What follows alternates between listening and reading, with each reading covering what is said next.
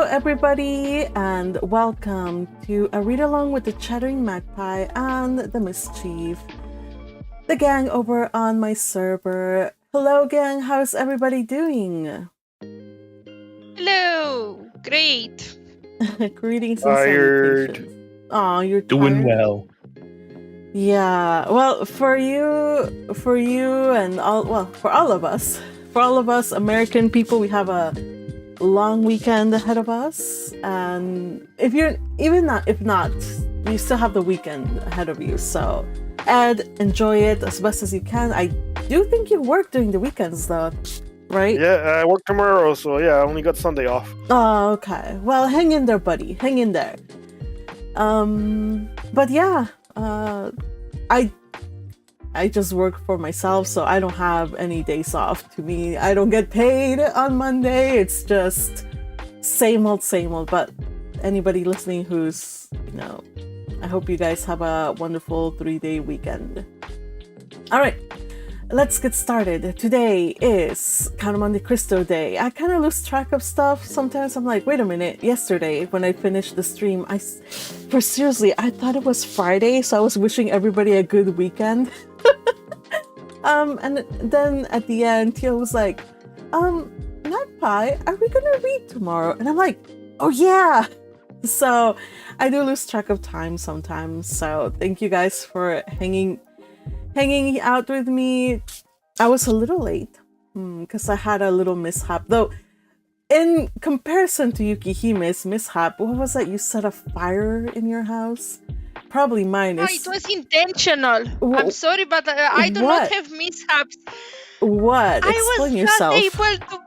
Okay, so there was like a hanger thing of laundry above the bathtub. Okay, so you kind of. It's a whole mechanism with like strings that you pull out and stuff. But like that mechanism, I wanted to pull it out. It's from the previous owner. I will not use it. But it was somehow like this piece of plastic that contained all the cable rolled up was so fixated in the wall that I hammered it with a hammer for 3 days.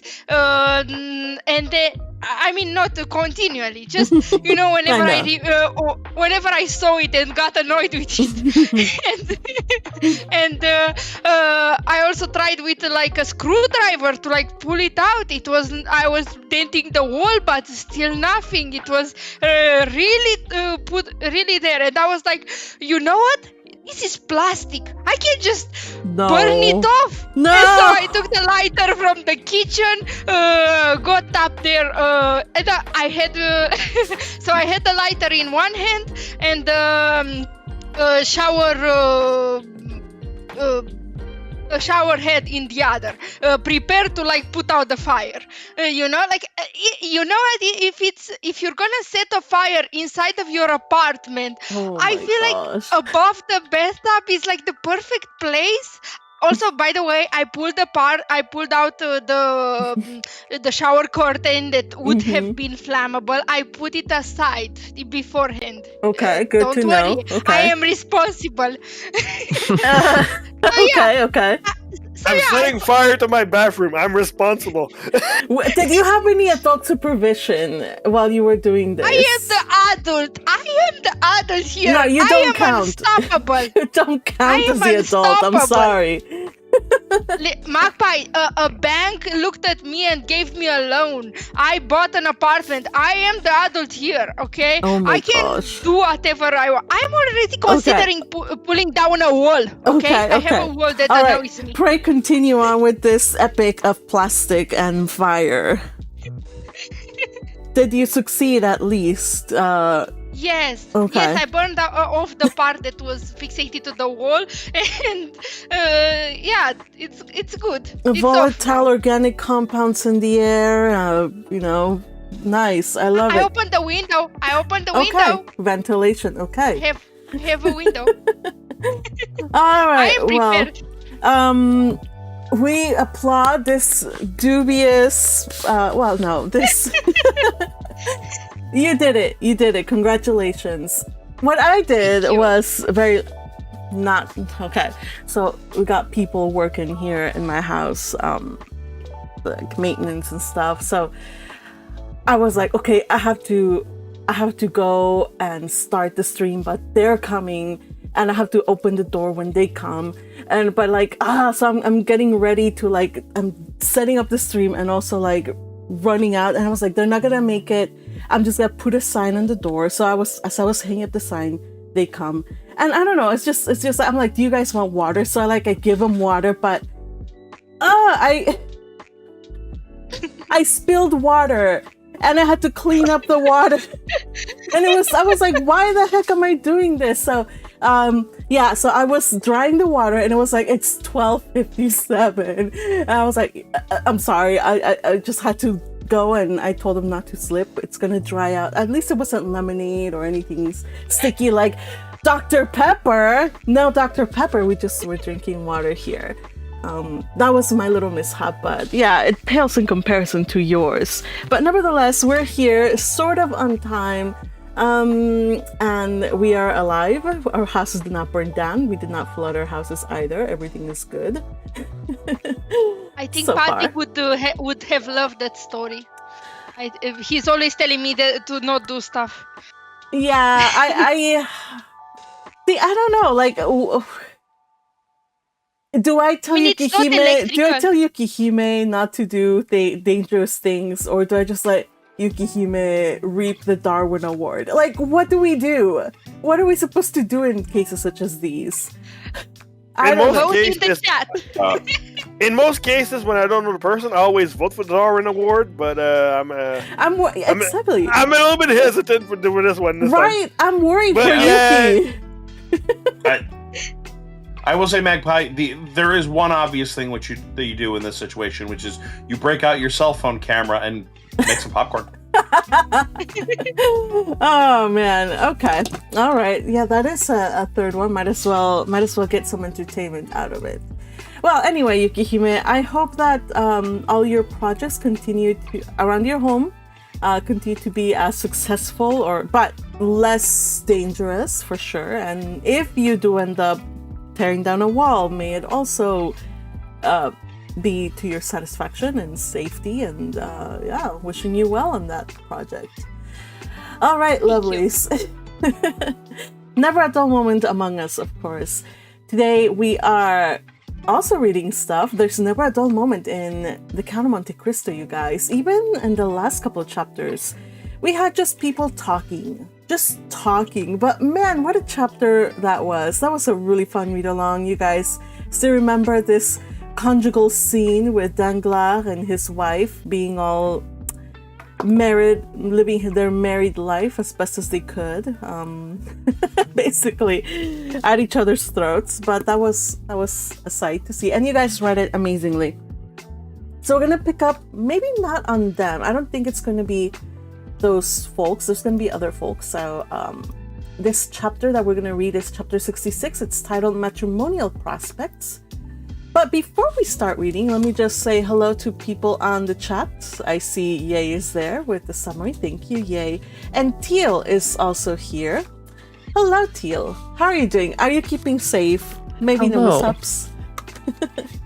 No mishaps other than I have to work Memorial Day weekend, I suppose. All right, so you and I don't get a break. We just the same as usual, right?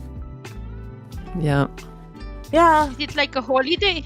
Well, yeah, Memorial Day is basically everybody gets the day off on Monday. So everybody gets like a three-day weekend. Except I don't get a 3-day weekend because I gotta edit the reaction video that we record. So usually what I do is as soon as I finish recording, I start trying to edit and do the rough cut and whatever. Then I would do like the watch parties, and then I would go back to like rough cuts until like as late as I could on Sunday. Then Monday it's work, and then like middle of the day cut up some more stuff, and then at the end of the work cut up some more stuff until I was done. So it's all just gonna be editing. And Mondays and Sundays are a little tough, but it's definitely worth it, you guys. I'm having so much fun watching, reacting, sharing all the joy that is a sense of a bookworm with you guys and with the world. So I hope you guys are joining us for, if you're able to do the recordings, or if not, to do the chit chats, or even if it's just listening to them. I hope you enjoy them. I am, certainly.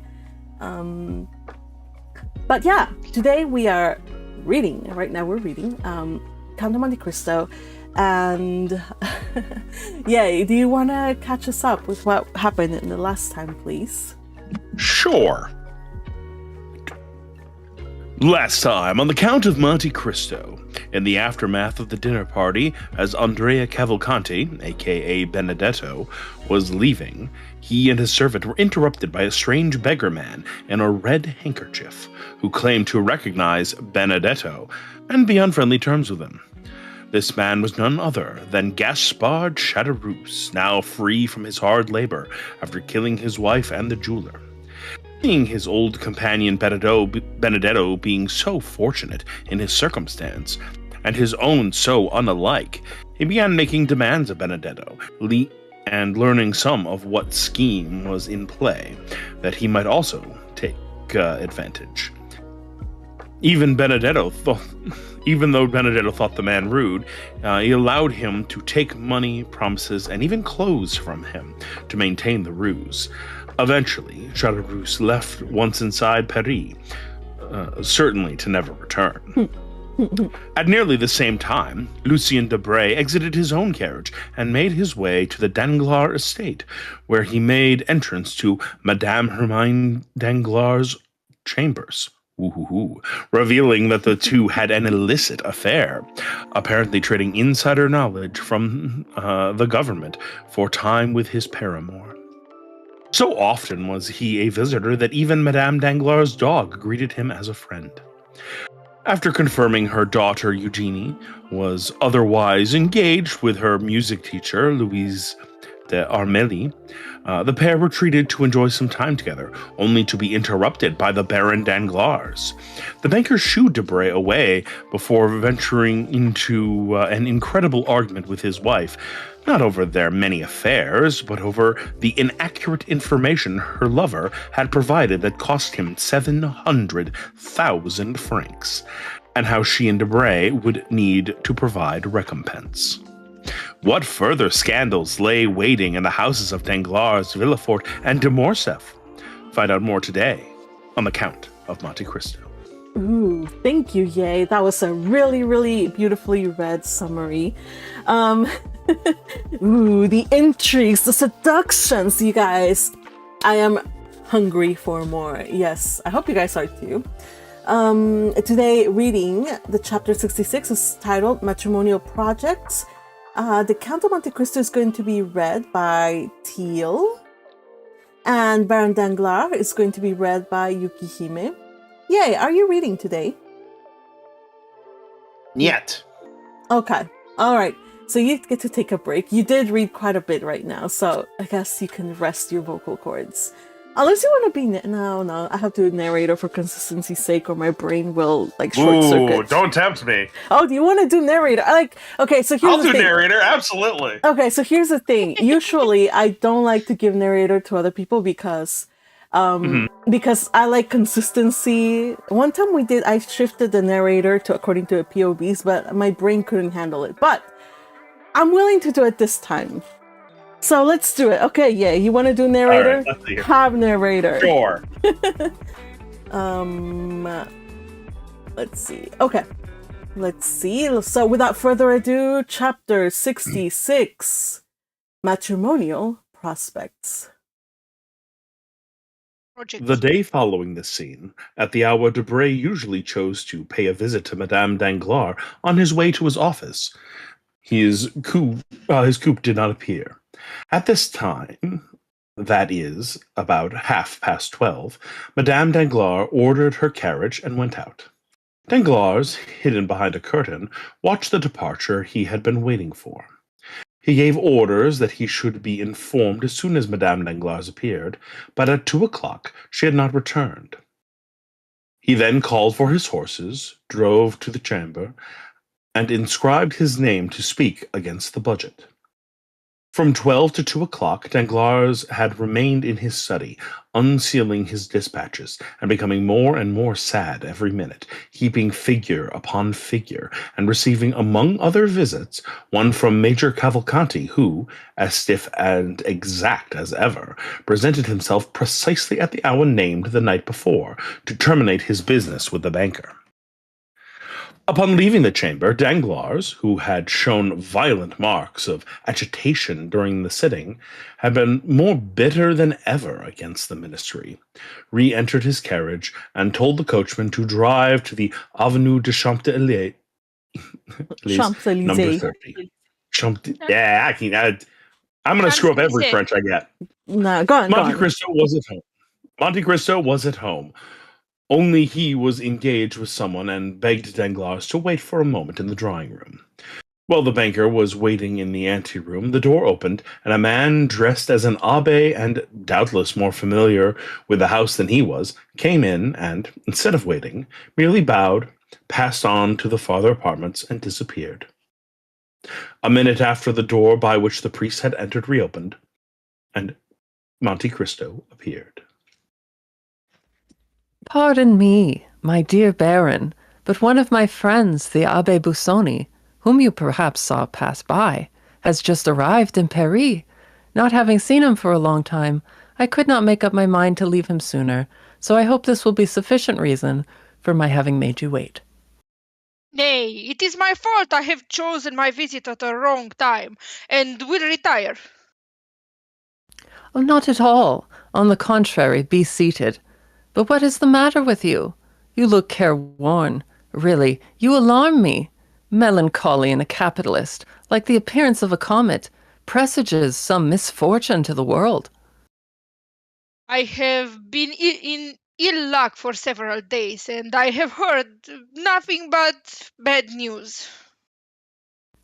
Ah, indeed. Have you had another fall at the Bourse? No, I am safe for a few days at least. I am only annoyed about a bankrupt of Trieste. Oh, really? Does it happen to be Jacopo Manfredi? Exactly so. Imagine a man who has transacted business with me for I don't know how long, to the amount of 800 or 900,000 francs during the year. Never a mistake or delay. A fellow who paid like a prince. Well, I was a million in advance with him, and now my fine Jacopo Manfredi suspends payment. Really? It is an unheard of fatality. I draw upon him for 600,000 francs. My bills are returned unpaid, and more than that, I hold bills of exchange signed by him to the value of 400,000 francs, payable at his correspondence in Paris at the end of this month. Today is the 30th. I present them, but my correspondent has disappeared. This, with my Spanish affairs, made a pretty end to the month. Then you really lost by that affair in Spain? Yes, only 700,000 francs out of my cash box, nothing more. Why, how could you make such a mistake, such an old stager? Oh, it is all my wife's fault. She dreamed Don Carlos had returned to Spain. She believes in dreams. It is magnetism, she says, and when she dreams a thing, it is sure to happen, she assures me. On this conviction, I allow her to speculate. She having her bank and her stockbroker. She speculated and lost. It is true she speculates with her own money, not mine. Nevertheless, you can understand that when 700,000 francs leave the wife's pocket, the husband always finds out. Do you mean to say you have not heard of this? Why, the thing has made a tremendous noise. Yes, I heard it spoken of, but I do not know the details, and then no one can be more ignorant than I am of the affairs in the Bourse. And you do not speculate? I? How could I speculate when I already have so much trouble in regulating my income? I should be obliged, besides my steward, to keep a clerk and a boy. But touching these Spanish affairs, I think that the Baroness did not dream the whole of the Don Carlos matter. The papers said something about it, did they not? Can you believe the papers? Aye, not the least in the world. Only I fancy that the honest messager was an exception to the rule, and that it only announced telegraphic dispatches. Well, that's what puzzles me. The news of the return of Don Carlos was brought by telegraph. So that you have lost nearly 1,700,000 francs this month. Not nearly, indeed. That is exactly my loss. Diable, it is a hard blow for a third-rate fortune. Third rate? What do you mean by that? Certainly. I make 3 assortments in fortune: first-rate, second-rate, and third-rate fortunes. I call those first-rate which are composed of treasures one possesses under one's hand, such as mines, lands, and funded property, in such states as France, Austria, and England, provided these treasures and property form a total of about 100 millions. I call those second-rate fortunes that are gained by manufacturing enterprises, joint stock companies, viceroyalties, and principalities, not drawing more than 1.5 million francs, the whole forming a capital of about 50 millions. Finally, I call those third-rate fortunes which are composed of a fluctuating capital, dependent upon the will of others, or upon chances which a bankruptcy involves, or a false telegram shakes, such as banks, speculations of the day. In fact, all operations under the influence of a greater or less mischances, the whole bringing in a real or fictitious capital of about 15 millions. I think this is about your position, is it not? Confound it, yes. The result, then, of 6 more such months as this would be to reduce the third-rate house to despair. Oh, said Danglars, becoming very pale. how are you... Uh, how you are running on? Let us imagine 7 such months. Tell me, have you ever thought that 7 times 1,700,000 francs make nearly 12 millions? No, you have not. Well, you are right, for if you indulged in such reflections, you would never risk your principal, which is to the speculator what the skin is to civilized man. We have our clothes, some more splendid than others. This is our credit. But when a man dies, he has only his skin. In the same way, on retiring from business, you have nothing but your real principal, of about 5 or 6 millions, at the most. For third-rate fortunes are never more than a fourth of what they appear to be, like the locomotive on a railway, the size of which is magnified by the smoke and steam surrounding it. Well, out of the 5 or 6 millions which form your real capital, you have just lost nearly 2 millions, which must, of course, in the same degree, diminish your credit and fictitious fortune. To follow out my simile, your skin has been opened by bleeding, and this is repeated 3 or 4 times, it will cause death. So pay attention to it, my dear Monsieur Danglars. Do you want money? Do you wish me to lend you some? What a bad calculator you are. Exclaimed Danglars, calling to his assistance all his philosophy and dissimulation. I have made money at the same time by speculations which have succeeded. I have made up the loss of blood by nutrition. I lost a battle in Spain. I have been defeated in Trieste, but my naval army in India will have taken some galleons, and my Mexican pioneers will have discovered some mine. Very good, very good. But the wound remains, and will reopen at the first loss. No, for I am only embarking certainties. Replied Danglars, with the air of a mountebank, sounding his own praises. To involve me, 3 governments must crumble to dust. Well, such things have been. There should be a famine. Recollect the 7 fat and the 7 lean kine. Or that the sea should become dry, as in the days of Pharaoh, and even then my vessels would become caravans. So much the better. I congratulate you, my dear Monsieur Danglars. I see I was deceived, and that you belong to the class of second-rate fortunes. I think I may aspire to that honor.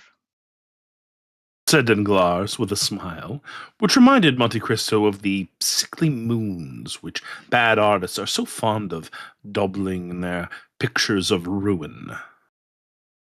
But while we are speaking of business, Danglars added, pleased to find an opportunity of changing the subject. tell me, what am I to do for Monsieur Cavalcanti? Give him money if he is recommended to you, and the recommendation seems good. Excellent. He presented himself this morning with a bond of 40,000 francs, payable at sight, on you, signed by Busoni, and returned by you to me, with your endorsement, of course. I immediately counted him over the 40 banknotes. Boy, this guy doesn't learn fast. Monte Cristo nodded his head in token of assent. But it is not all. He has opened an account with my house for his son. May I ask how much he allows the young man? 5,000 francs per month. 60,000 francs per year. I thought I was right in believing that Cavalcanti to be a stingy fellow. How can a young man live upon 5,000 francs a month? But you understand that if the young man should want a few thousand more. Do not advance it. The father will never repay it. You do not know these ultramontane millionaires. They are regular misers. And by whom were they recommended to you? Oh, by the house of Fancy, one of the best in Florence. I do not mean to say you will lose, but nevertheless, mind you hold to the terms of the agreement. Would you not trust the Cavalcanti? I would advance 10 millions on his signature. I was only speaking in reference to the second-rate fortunes we were mentioning just now. And with all of this, how unassuming he is! I should never have taken him for anything more than a mere major. And you would have flattered him, for certainly, as you say, he has no manner. The first time I saw him, he appeared to me like an old lieutenant who had grown moldy under his epaulets. But all the Italians are the same. They are like old Jews when they are not glittering in oriental splendor. The young man is better. Yes, a little nervous perhaps, but upon the whole, he appeared tolerable. I was uneasy about him. Why? Because you met him at my house, just after his introduction to the world, as they told me. He has been traveling with a very severe tutor, and has never been to Paris before. Ah, I believe noblemen marry amongst themselves, do they not? They like to unite their fortunes. It is usual, certainly, but Cavalcanti is an original who does nothing like other people. I cannot help thinking that he has brought his son to France to choose a wife. You think so? I am sure of it. And you have heard his fortune mentioned? Nothing else was talked of, only some said he was worth millions, and others that he did not possess a farthing. And what is your opinion? I ought not to influence you, because it is only my own personal impression. Well, and it is that... My opinion is that all these old podestas, these ancient condottieri, for the Cavalcanti have commanded armies and governed provinces. My opinion, I say, is that they have buried their millions in corners, the secret of which they have transmitted only to their eldest sons, who have done the same from generation to generation, and the proof of this is seen in their yellow and dry appearance, like the florins of the Republic, which, from being constantly gazed upon, have become reflected in them. Certainly, and this is further supported by the fact of their not possessing an inch of land. Very little, at least. I know of none which Cavalcanti possesses, excepting his palace in Lucca. Ah, he has a palace! Come, that is something!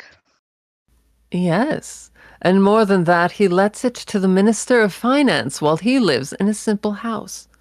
Oh, as I told you before, I think the old fellow is very close. Come, you do not flatter him. I scarcely know him.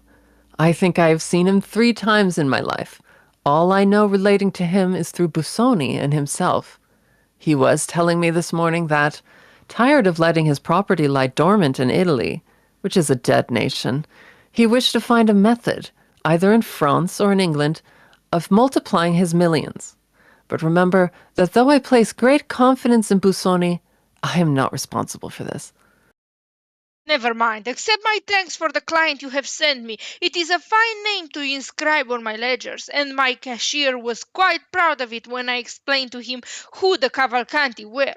By the way, this is merely a simple question. When this sort of people marry their sons, do they give them any fortune? That depends upon circumstances. I know an Italian prince, rich as a gold mine, one of the noblest families in Tuscany, who, when his sons married according to his wish, gave them millions, and when they married against his consent, merely allowed them 30 crowns a month. Should Andrea marry according to his father's views, he will, perhaps, give him 1, 2, or 3 millions. For example, supposing it were the daughter of a banker, he might take an interest in the house of the father-in-law of his son.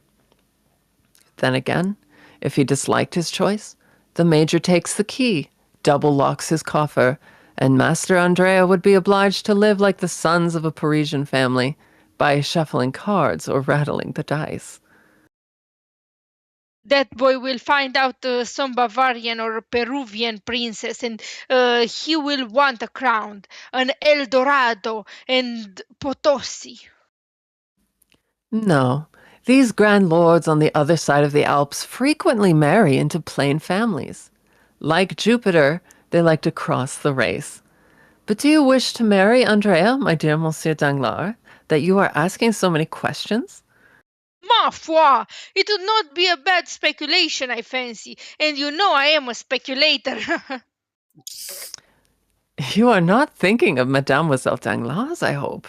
You would not like poor Andrea to have his throat cut by Albert. Albert! Ah, well, he would care very little about it, I think. But he is betrothed to your daughter, I believe. Well, Monsieur de Morcerf and I have talked about his marriage, but Madame de Morcerf and Albert... You do not mean to say that it would not be a good match? Indeed, I imagine that Mademoiselle Danglars is as good as Monsieur de Morcerf. Mademoiselle Danglars' fortune will be great, no doubt, especially if the telegraph should not make any more mistakes. Oh, I do not mean her fortune only, but tell me. What? Why did you not invite Monsieur and Madame de Morcerf to your dinner? I did so, but he excused himself on account of Madame de Morcerf being obliged to go to Dieppe for the benefits of sea air. Yes, yes. It would do her a great deal of good. Why so? Because it is the air she always breathed in her youth. Monte Cristo took no notice of this ill-natured remark. But still, if Albert be not so rich as Mademoiselle Danglars, you must allow that he has a fine name. So he has, but I like mine as well. Certainly. Your name is popular, and does honor to the title they have adorned it with, but you are too intelligent not to know that according to a prejudice, too firmly rooted to be exterminated, a nobility which dates back 5 centuries is worth more than one that can only reckon 20 years. And for this very reason, said Danglars with a smile, which he tried to make sardonic. I prefer Monsieur Andrea Cavalcanti to Monsieur Albert de Morcerf. Still, I should not think the Morcerfs would yield to the Cavalcanti. The Morcerfs! Stay, my dear Count. You are a man of the world, are you not? I think so. You understand heraldry. A little.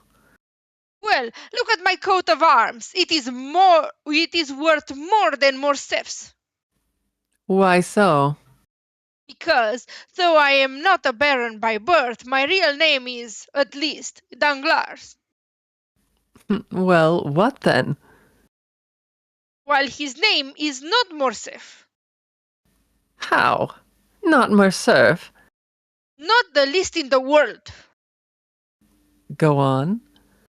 I have been made a baron so that I actually am one. He made himself a count so that he is not one at all. Impossible. Listen, my dear Count.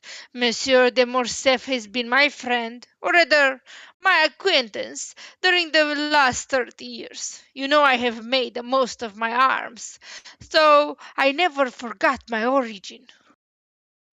A proof of great humility or great pride. Well, when I was a clerk, Morcerf was a mere fisherman.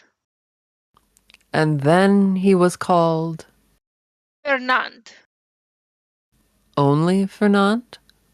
Fernand Mondego. You are sure? Pardieu, I have bought enough fish of him to know his name. Then why did you think of giving your daughter to him? Because Fernand and Danglars, being both parvenus, both having become noble, both rich, are about equal in worth, excepting that there have been certain things mentioned of him that were never said of me. What? Oh, nothing. Ah, yes.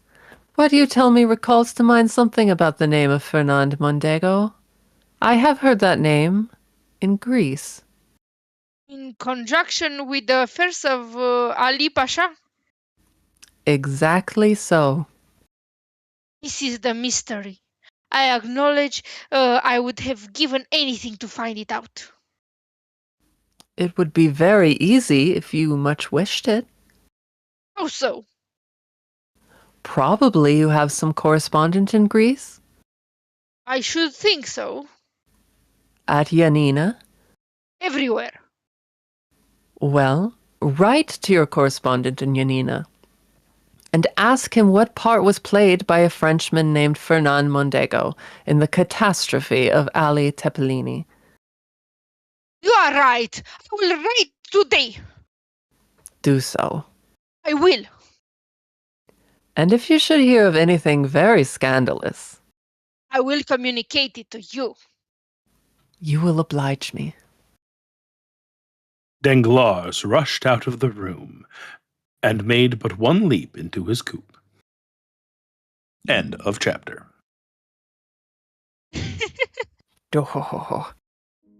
Oh, Danglars. I almost feel sorry for you. Keep stirring that pot, Monte Cristo. He's just having so much fun. I can see him just being amused and laughing evilly inside him, rubbing his hands together, saying, "Oh, yes," but I don't know. It's so good. Yeah, no. I feel like it is so funny that the Busoni guy would just walk through the parlor just so that Danglars would see him enter a room, and then out would come Monte Cristo. Like, I imagine him wiping his face, pulling out the wig, changing his imagine it very fast, like they do on theater. Yeah. Yeah. We have to compare the pictures from one and the other. Let's see. Okay. Let's see. This is how he looks like afterwards. I'm showing the image. Also, by the way, this was Ye was reading for us. He did me a favor today. Ye, thank you for taking up the narrating part. So you guys all did a great job. Let's see. So this is Monte Cristo during his talk with Danglars. And then here is the Busoni. Yeah, that's a whole get up. How, like, it says, like, after a minute or so. Yeah, how did that happen? Oh, man. I guess in those books of 150 books of all knowledge was how to do a quick change. Theater science, probably. It reminds me, like, have you guys seen all of those, just, like, theatrical, like, people do, like, school plays? And it's the Frozen version of like Let It Go, and they have to like change their dress. Yeah, exactly. Even knows. And they change. Yeah, and they change like on the stage, just in a pirouette. The whole costume changes. I love it because usually like the part of the costume is pulled up, and then it releases the skirt, so it's completely different. Exactly, and the wig and everything like pulls apart. Yeah, I love those. So I imagine that underneath the robe is the finery of the Count of Monte Cristo, and he was wearing a wig. But he never saw Busoni come out, right? He saw him go in, but not go out. So there's only so much Edmund can do. All right. A little on the nose. Like it would have been a lot funnier, if Busoni entered like on the left or something, and then the Count would have exited on the right. Like imagine the architecture of going around the house or stuff.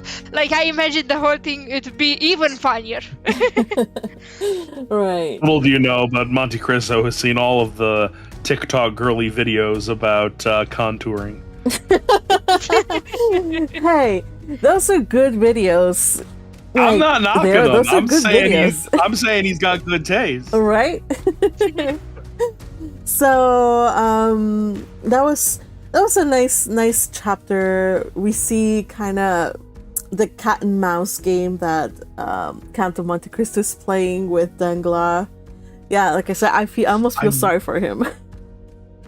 I gotta admit, what a clever plan this one is. Just look at him. Like, I have convinced you to go dig up all the scandalous details about my enemy in your name, so that also that you can break off the marriage with him and instead marry your daughter to a different scoundrel who has no money to his name.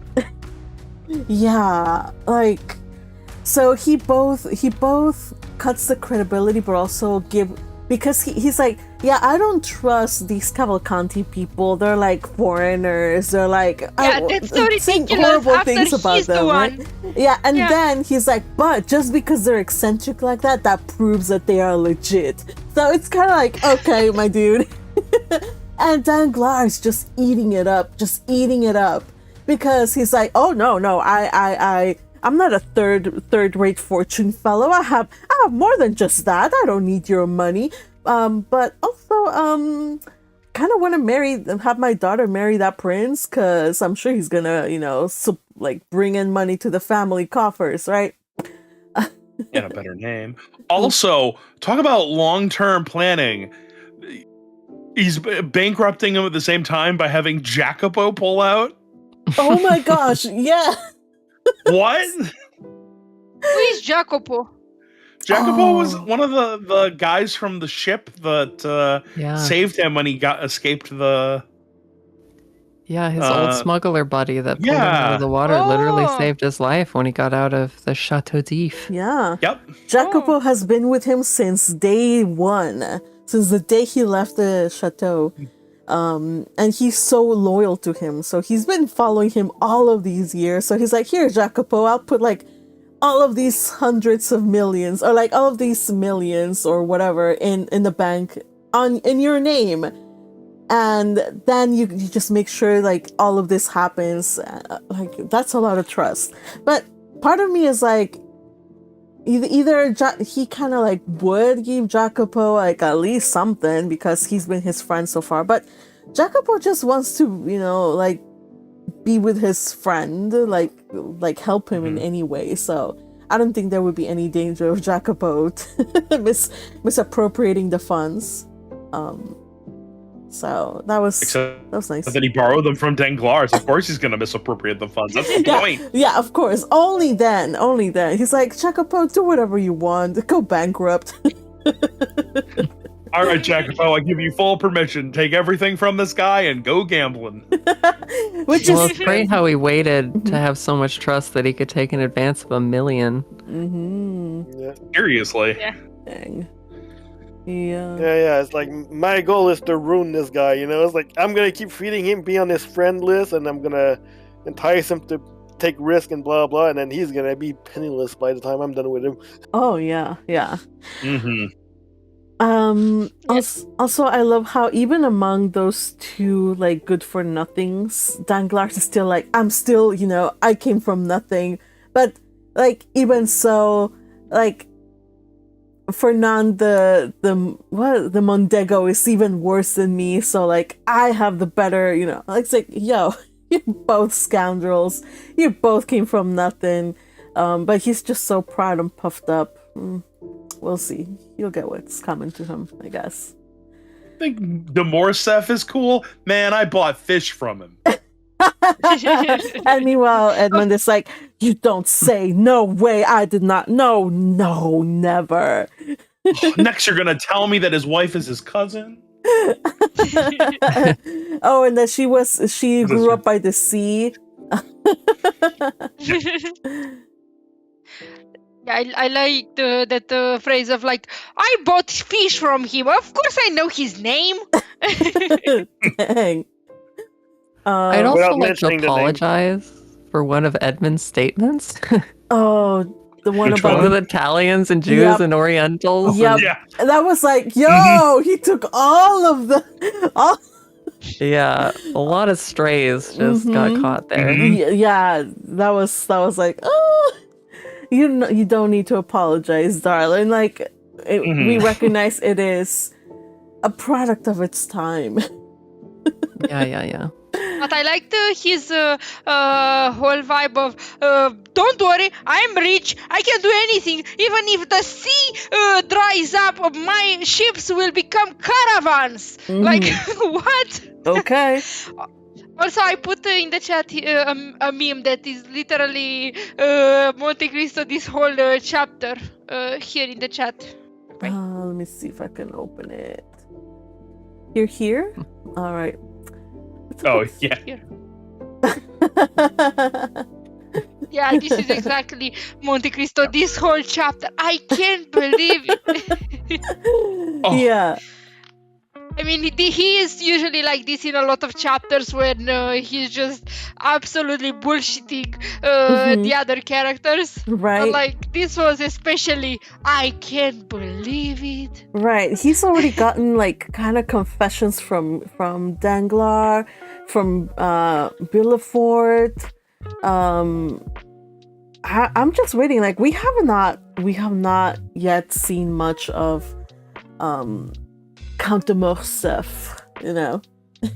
He's the final boss. He's the final boss. I think there was another person, right? Somehow. The system? I don't know. I feel like there's another... Caderousse? Caderousse. Yeah. Yes.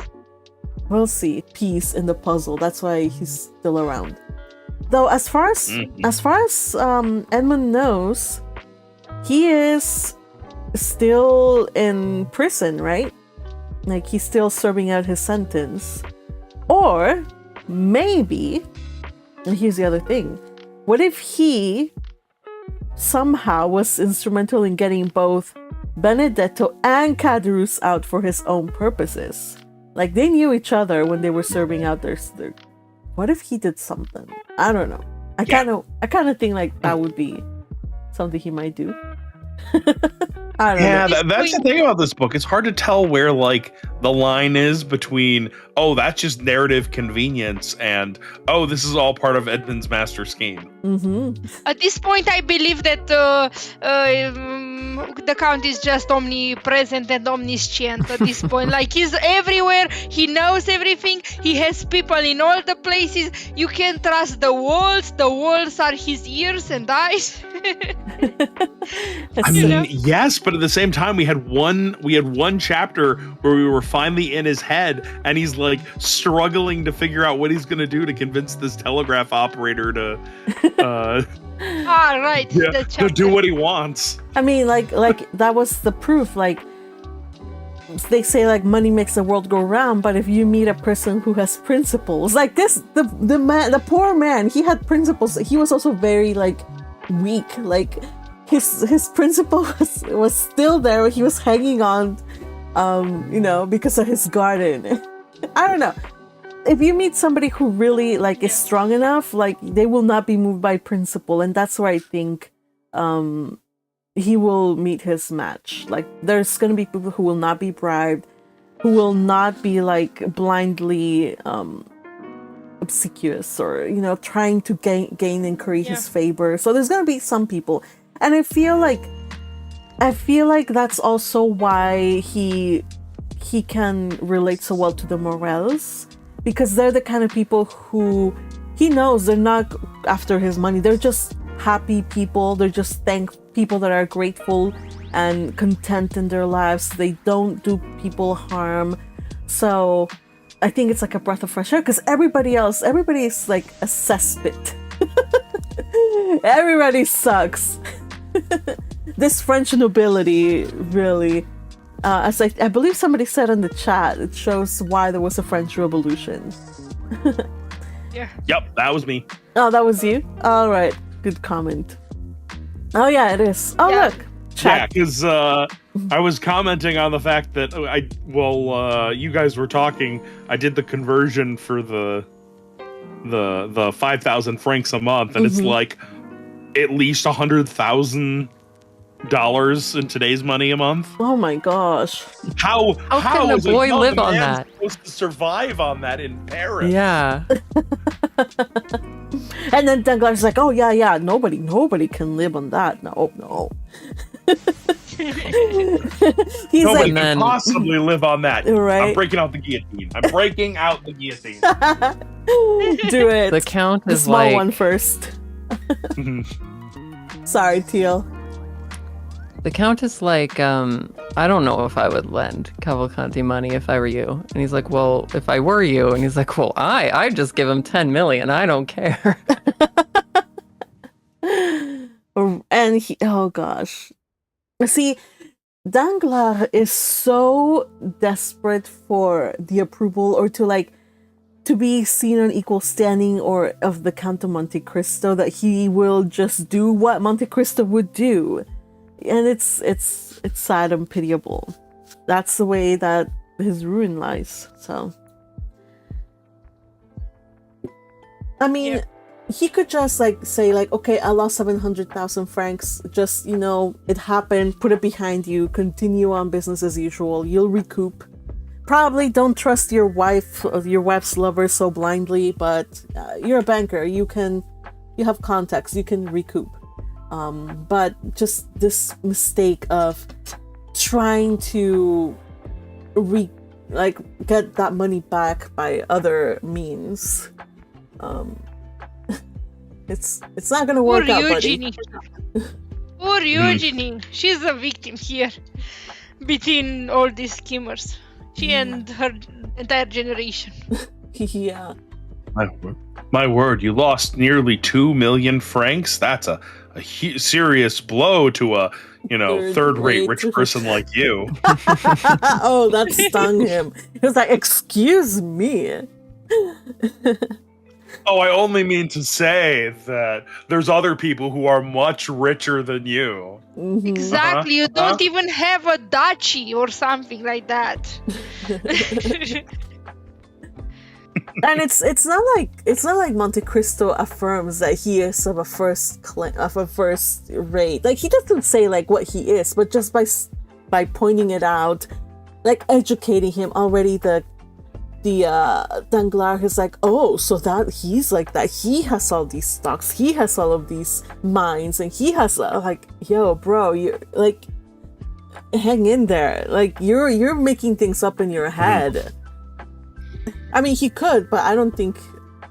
Like he had what was it? 12 million francs. I think that was the sum of the fortune. Of course, I don't remember. It was like a large amount, but not like astronomical. For Danglars, yeah, it's maybe about like a 15 million net worth or 12 million net worth now. I forget how much was the Spada count? fortune. Yeah. Yeah, it was at least 300 million, and he probably grew it. Oh yeah, that's just by putting it in banks, the interest alone. Oh my gosh. Yeah. Yeah, he already was from the beginning like richer than the king or something like that. I did like how he mentioned in this chapter, like those Cavalcantis, those old Italian families. They sure love to bury their money.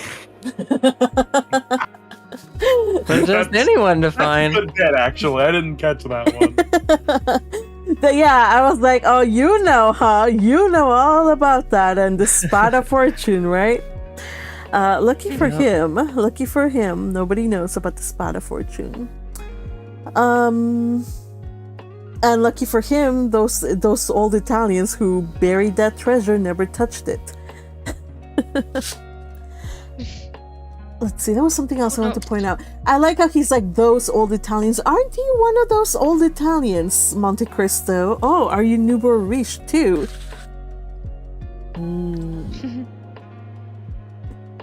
Because I do believe that the Monte Cristo is like Tuscan or Italian or something like that. Because it's not a French title; it has to be an Italian title. He bought one from one of the Italian city-states. Mm-hmm. Yeah. So, like Edmund, you're supposed to be one of those old Italians, old Italian families. All right. Listen, if someone would like actually pay attention to everything that the count says, maybe they would have been a little more suspicious, or even if they didn't figure out the whole plot, maybe they would have kept their distance from this strange man. But like, our characters are not that. No. And that is fortunate for Edmund, for sure, for his purposes. Now, I want to say from a while ago, Patrick was in the chat. I don't know, Patrick, are you still with us? We're on YouTube chat, and says, remember everyone to like, subscribe, and support your magpie. Please like, subscribe, and support me. Happy to see you, Patrick. Hope you're doing well. It says, sorry I wasn't able to join you guys today. I was assisting my invalid mother with making dinner. Aw, that's so good of you. Good job, Patrick. That does take priority. So, yes, that is good. Good for you. Say hi to your mom. Hope she's doing good. And also, what did you make? I'm curious. All right, darlings. Oh, you're still here. What did you make? Yukihime is also here. Says, I've seen many videos like that with transformations. Which videos? Oh, like the TikTok ones? We were talking about like the transition of the dress from like Elsa and other stuff like that in theater. Also, a funny thing I remembered, you you know who the actual mastermind is here? Magpie. What? Because she let Ye read the narrator on the one chapter that had like 2 paragraphs of narration, and that's it. It's true. Hey, Truly the mastermind. Well, I didn't have a role. I was not inclined to read, and I was like, you know what? Just this once. I usually don't give the narration to anybody, but just this once. Besides, I had a thank you. Yeah. And also, I had a life-threatening event over on my end about spilled water, so I was still trying to figure out the situation. Like, actually, you guys, I actually had to be like keep an ear out in case they needed me outside, the handyman. So that's why I was like, today's not a good day for the maintenance people. So that's why I had an ulterior motive. So thank you, Yay, for stepping in. Val. It was Also, just Patrick funny, the made Goulash. coincidence. You know, Wait, you guys spoke at the same time. story. They said that it was just funny, the coincidence. Oh yes, it was, but it was not intended. Yay? And I was saying that Patrick responded. He made goulash. Oh, goulash. Ooh, it's good. I have to Google what is goulash. It sounds. Had goulash. It's pretty good. It's a Hungarian dish. Oh, okay, goulash. So, A traditional Hungarian soup or stew made with beef, vegetables, and generous amounts of paprika, often including potatoes, carrots, and onions, and simmered until the meat is tender. That looks incredible. Yummy yum. it's literally what I'm eating like half the year, I would say. I love it. I should make some too. It looks good. I see some pictures. I just need to get some Beyond Beef or something like that. And yeah, gonna do that. Gonna try that. Also, The important Patrick part is here. is the vegetables. The vegetables. All yeah, right. you can do like a lot of them. It's important to be like chopped big, and the condiments. Like make sure you get as much paprika in there. Hungarians love their paprika. Question. So much. Question. Yes. You mean, just to clarify, paprika, the powder form, right? Not the vegetable form. Yeah, the powder. Okay. And there's multiple types of paprika. There is sweet paprika, there is spicy paprika, there is smoked paprika. Make sure to get smoked paprika. Okay. And I think there's also more. Good, because and maybe try also sour cream on top of it. I love smoked paprika. I love it so much. Me too. Yeah. I one time I made a recipe and it asked for smoked paprika. I'd never tried it before, so I was like, man, okay, I guess. But I went to the store and there was like huge containers of, like, what am I gonna do? Well, not huge, but like larger than the spice little things that I usually buy. I'm like, what am I gonna do with so much smoked paprika? I never used smoked paprika before, bro. Like afterwards, like I put that smoked paprika on like roasted vegetables, on like lasagna. Sometimes it's universal as salt. Yeah. So like smoked paprika is good. I will definitely add it to another reason to try goulash. Thank you for the idea. Now see, Padvik 13 had the same question as I did. And now we know. Now we know. Yeah. And you have to try the because it's very popular here to put on a kind of stews or all kinds of things like that where you use paprika and sauce like this. You also put in your plate, not in the food necessarily, but in your plate you put like a very generous spoon of sour cream on top, and you mix it in. Really? And it makes it's a very interesting contrast between the hot stew that is like mostly tomato and vegetables based, and it has this like kind of spicy taste, and then you put the sour cream that is cold and cuts down on like the greasiness of it all. So it's really great. Oh, and also of course bread, as much bread as you can. This is Eastern Europe. We like bread, we like sour cream, and paprika. Yes, and paprika. Those are very important aspects. I love it. Though I have a thing though. Usually I don't eat too much sour cream. So what I do for and I also don't eat very spicy stuff like heat. So what I do is I put lime on everything I can. Lime on my salad, lime in my soup. So I'm wondering if I was thinking, Lime should in I the coconut. Yeah. So I was wondering, should I put lime? I was like, no, it's not gonna work out. It's the tomato is already acidic enough. If I put the lime, so maybe I could do like the sour cream just this once. I think it should work. Magpie, I don't know how much. Also, another thing, no matter how much you think you're cooking it, cook it more. Like if the tomatoes are still acidic, you gotta cook it more. I'm sorry, it's the rules. Like I make kind of tomato-based stew, like so much, like it is very popular here, and a very important thing that I do is like I cook the absolute living hell out of it.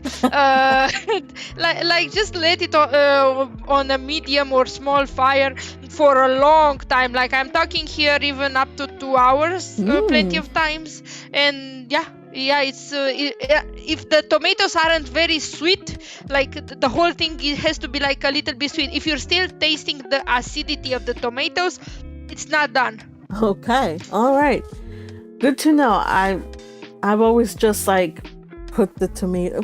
Okay, so my background is mostly Mexican food, and we don't have like thick sauces like that if we don't put like chili. So like usually it doesn't really matter if the tomato is acidic because we do like a dried chili kind of situation for like birria or whatnot. So acidity is never an issue. So when it's like Mediterranean food, which is like Italian food, which is like what I eat the most. I don't eat that much Mexican food, to tell the truth. I eat mostly like Mediterranean, vegetarian, stuff like that. So that's when I do like, okay, like pasta sauce, and that's when I'm like, this is kind of acidic. I have to add a bit of sugar to it because it's very acidic. So you're saying the solution is just to cook, right? No, also a little bit of sugar is also good. All right. But I do recommend like the more cooking good. Also for pasta sauce, that's exactly what I'm doing. I'm letting those tomatoes until they're made paste. Nice. And you know what? I actually feel dumb because we have like a chef among us, and meanwhile, like we're like talking about home cooking, and meanwhile she, the professional, is like, you plebeians. What's your opinion on what I said until now? Because I will have you know I am a little bit self-taught. It's fine. Okay. If it tastes good at the end, you've done it right. Isn't that right? Thank you. Does sound I can right. sleep soundly now. I just feel like how dare I like talk about food in front of like a pro. No, food is personal. If it is good, it is good. Yeah, it's as much an art as it is a science. Agreed. Now baking, that's something I'm not into that much because that does scare me. Like I'm like, oh man, last time I tried to make bread, you guys. Last time I tried to make bread. So like for a while I was like in a brioche kick. Like I was like, I love brioche, I'm gonna make brioche. So I would make brioche, and then one time I got really cocky and I tried different ways of like spicing up the brioche. Like you can put like chocolate and like this kind of like swirl bread. And I was like, how about like some like flavors like strawberry jam or like whatever. Anyway, I got so cocky, you guys, and I gave away brioche loaves to people. Well, there was a batch that was horribly underproofed, and it was horrible, you guys. And ever since then, I was like, that's it. I'm never making bread again. So I haven't actually done any baking since then, like true bread baking since then. I was so distraught and embarrassed. I haven't lived it down. But I should try again, maybe. I am going to send you your way maybe a recipe for. So we have here like it's if you like this part of like baking more, it is basically a bread that is really sweet and it's like cakey, but we don't put anything on it. But you can put it if you want, and you just eat it as it is, just slices of it. And ironically, it's called cake. It's like, which feels like a bootleg version of cake, but Love it. It is. I have not seen it outside of the country, and it Send is it very to me. interesting. Do send it to Yeah. me, please. All right, lovelies. I think we went on a huge tangent. Thank you, Patrick. The spirit of chaos lives on, even though you're not here. You threw us in a wild tangent of food and goulash and all kinds of culinary delights. Hope that you can join us next time. I kind of feel like you're here with us too, though. All right, lovelies. Anything else about the Count of Monte Cristo that you guys want to share? After all the food talk, I want to have a Monte Cristo. Wait, Monte Cristo, is that the melty cheese thing? Yep. Okay, let me... Monte Cristo. Kind of like, usually it's turkey and ham, Yeah. Oh, cheese yeah. and cheddar, and it's on like eggy bread, and Yeah. That looks great. Almost French toasty, I guess. yeah. That looks very good. Man, It is good. I never ate one in my life. I wonder if I can make some deli meat. I Anyway. think I know you can probably make the fake turkey. I don't know about the ham. Yeah, fake ham is gonna be harder to come by. What's that, Yukina? I did not know this was called. I think we've talked about this a year ago or something, but I think I've accidentally eaten exactly today a Monte Cristo, I guess. So Nice. yeah, this is something that I Accidentally. do pretty. I mean, I do this thing. It's just bread in egg, put in a frying pan, and then with some meat and cheese. Like okay, Don't making a forget- sandwich out of an Don't forget, So- it says here they put powdered sugar and raspberry jam for a sweet and savory combination. So you could also make it sweet. No, I'm not doing that. This is not. We do not mix sweet and salty here. Thank you very much. Yay, do you put the sweet parts? I do. Okay. So, Have you tried it out? I like the sweet and savory combination. Me too. Yeah. so for you. I wonder if you would like, okay, so Thanksgiving is my favorite, or was my favorite holiday. Well, it's still, the spirit of Thanksgiving is appreciated, but for me it was like the dishes of Thanksgiving. And my favorite part was how in the plate you have the savory turkey, the sweet cranberry, the savory sweet stuffing, all of those things. I enjoy eating sweet and savory stuff together. It's one of the delights of Thanksgiving meals. So you That's you nice. should open up your horizons, Yuki. I will consider trying it. But Okay. also, in the meantime, we have Patrick here in the cuisine channel sharing his goulash and making all of us even more hungry. Let me see if I can Uh, find the picture. So he did. So in the end, he did make. From what I'm seeing, he did make the goulash itself, but then he combined it with pasta to use it as a sauce for pasta, which Yeah. I also do a lot of the time. All right, there. I'm sharing Patrick's goulash. Look, Patrick, your goulash is now famous. That looks good. I like that Yeah. It pasta. does. Yep. You guys have Are you favorite eating it pasta with a flavors? Do you think it Now she's going to criticize how you eat your goulash. Yucky I'm human. sorry. No, I'm sorry. I'm standing down. I feel like a spoon is an appropriate tool Right? for I think so it when you too. mix the pasta in. Especially if it's like a stew. Yeah, this complicates the matter. That's right. Stew is eaten with, Patrick, I retract this. Yeah. And if we The have spoon is normal. yeah, we have anyway our food specialist Teal. Is spoon acceptable in this case? Yeah, I mean, I don't know why you have this impression that I'm like some hard ass about food. You can do what you want as long as you're getting fed. Bonus points if it's healthy, but Yep. we have to refer to you at some point. I mean, we are dependent on your wisdom, Teal. Like if we don't get translation, I don't have in any one, though. then we Well, have to you get your heard- food. Wisdom. What's that? Yay. You heard it here from Teal first. Mm. Put that cream directly in the beer and go to town. Yep. You guys.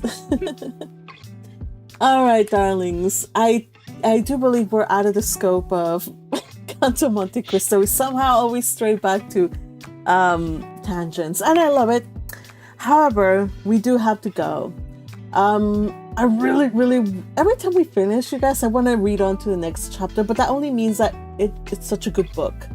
It's really hard to wait a week to read the next chapter, but we have to do it. In a way, it's prolonging the pleasure of reading it. There's this book, I guess it's a booktuber, book influencer on Twitter, and he read the Count of Monte Cristo last year. And he was saying, like, towards the end, he was like, I'm only pacing myself. I'm only allowing myself to read 2 pages a day because I don't want this book to end. So, Okay. so I get it because I want to keep going, but I'm also really enjoying just taking it slow. So I hope you guys are also enjoying it. Not just the story, but also our reads, our take on it, our crazy little tangents, and our unhinged takes. I hope you're enjoying them because I am too. Lovelies, I hope you have a wonderful weekend. Thank you for hanging out with me. To those of you who are in the States, have a very joyous 3-day weekend. Enjoy your Memorial Day, your first barbecue of the summer. And yeah, stay safe out there, everybody. We'll see you on Thursday for the Bookworm Chit Chat, or on Sunday if you're a Zentir member and you want to watch A Sensible Bookworm with me. I am recording the reactions and putting them on my other channel. Either way, we'd love to have you here. Thank you to you guys over on the YouTube chat, Patrick and Emails and PatVic13 and all of the other fine folks that are here. Love you guys. Thanks for hanging out. Bye-bye, gang. Say bye-bye. Ciao, ciao. A bientôt. Bye bye. Adios.